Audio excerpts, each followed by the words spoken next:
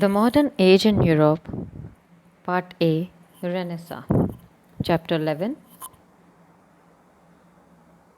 In this chapter, we shall deal with the definition of Renaissance, its causes, its impact on art, literature, and science, and contribution of Leonardo da Vinci, William Shakespeare, and Copernicus. Renaissance, a French word, means rebirth or revival.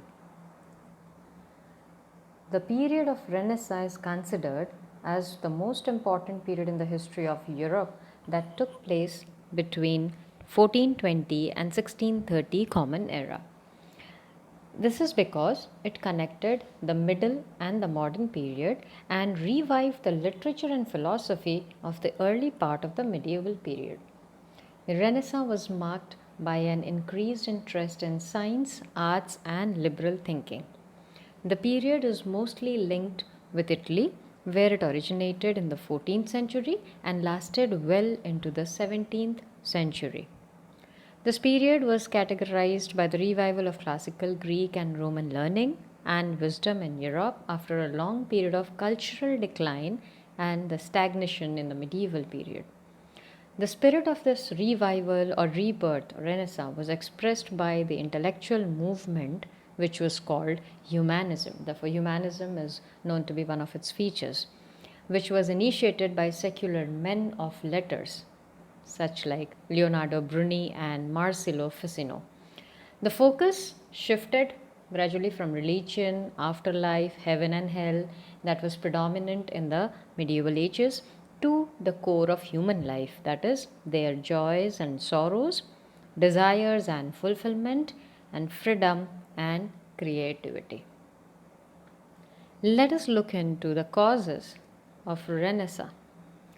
One such cause was all about the new trade routes.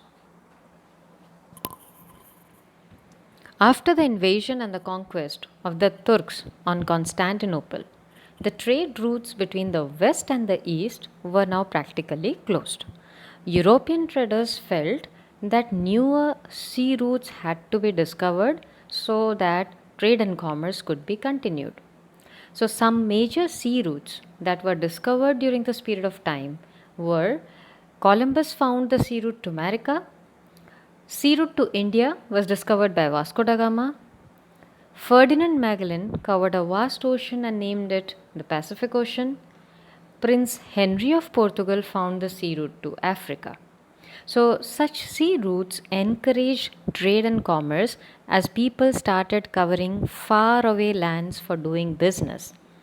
This not only created a spirit of adventure but also resulted in a blend of cultures and modern thinking. How do you think it must have created the spirit of or resulted into a blend of cultures? Why do we say it to be blend of cultures? Because it was the blend of east and west. So countries of east and countries of west were now sharing their cultures and it was blended. Then comes the invention of the press. Which press? Printing press. Now, the first printing press was set up in Germany by Gutenberg around the middle of 15th century. This invention led to the printing of the first book ever in 1440 CE, Common Era. Now, soon the copies of the Bible, photocopies of numerous copies of Bible and anything that was believed to be interesting like Bible, say early Greek and Roman writings or poetries or lives of the saints and plays, mathematics, textbooks, etc. They were all now being printed. So all over Europe, people started getting access to these books, which further helped in spreading good amount of knowledge of literature far and wide. Soon thousands of common people had access to learning, which was earlier restricted only to priests and monks. Yes, priests and monks were the ones who were known to be intellectuals. But now, because of the invention of the printing press, because of number of books being printed and being spreaded all over, so common people too started gaining proper knowledge, and they had by now shown interest towards learning. So this led to a literary awakening among the Europeans. Now, these are the two important causes that we need to discuss according to the revised syllabus. And then after, we move to the impact. What impact would have this rebirth or revival of literature and art and science and all must have left?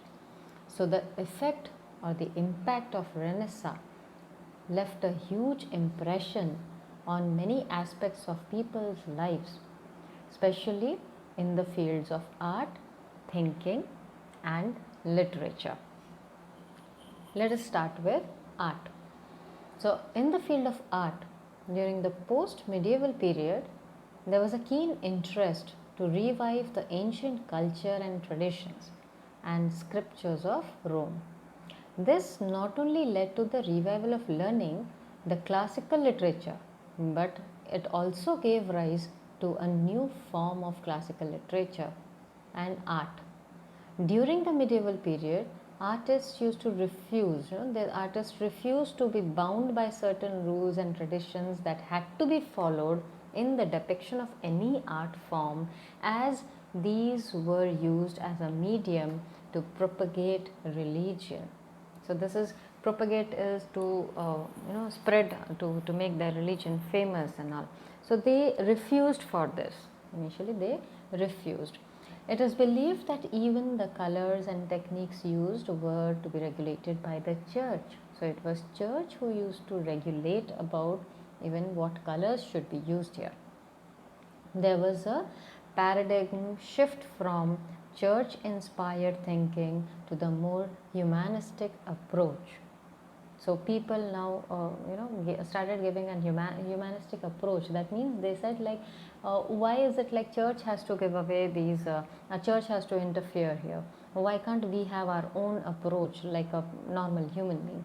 Which reflected in the various art forms that flourished in the Renaissance period. And you won't believe this humanistic approach left things go it turned out the stones, and then numerous beautiful art forms started flourishing throughout this period. Renaissance artists studied optics, geometry, human anatomy, and many new methods like the frescoes, oil colors, and woodcuts. They used this knowledge to bring perspective to their paintings, visuals, perspective, the future visions and all. So the paintings and the sculptures that were depicted in human forms or animal forms with the real world as the backdrop in all their glory. The art forms showed modern techniques that depicted gestures and expressions of the human forms, and many renowned sculptors who worked on the churches and palaces were later invited to even other European countries like France, England, and Spain. This was because there they spreaded the knowledge of Renaissance art. So Renaissance started spreading wide. Then we look into the field of painting and sculpture. Now, you know what? A high benchmark was already set by the painters of this period and the sculptors of the Renaissance period too.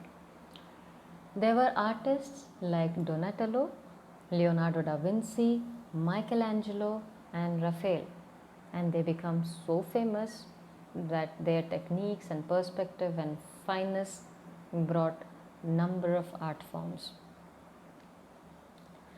One of them, as I said, Leonardo da Vinci, is regarded to be greatest of the painters the world has ever seen. Besides a painter, he was an institution in himself.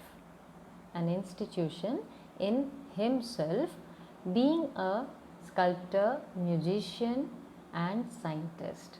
That means he was an institution. That is, he had such broad idea and knowledge about being being a painter. So about painting and sculpture, and then music, and then science. So all rounder sort of a thing. Though he received no formal education, he did not receive any formal education apart from reading, writing, and maths. But his immense talent, he had got immense talent in painting and interest too, which was noticed by his father, and he was trained under the renowned painter and sculptor Andrea del Verrocchio of Florence. So, the Mona Lisa, the Last Supper, and the Virgin of the Rocks, these are some of the appreciated paintings of Leonardo da Vinci for their illustration. Light and shadow techniques. Realistic portrayal was the characteristic of Renaissance. The characteristic here was here of the Renaissance period was all about the realistic portrayal.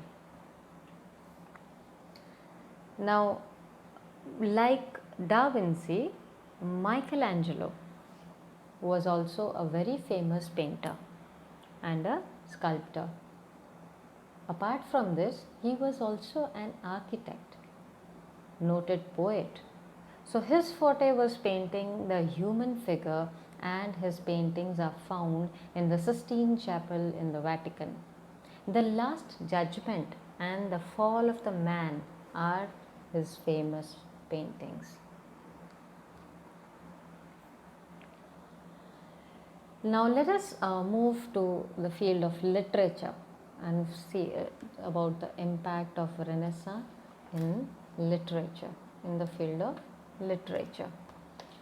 Now, William Shakespeare is a very well-known figure, a poet, a playwright, an actor, an institution in himself again, and his contribution to the field of English literature is unparalleled.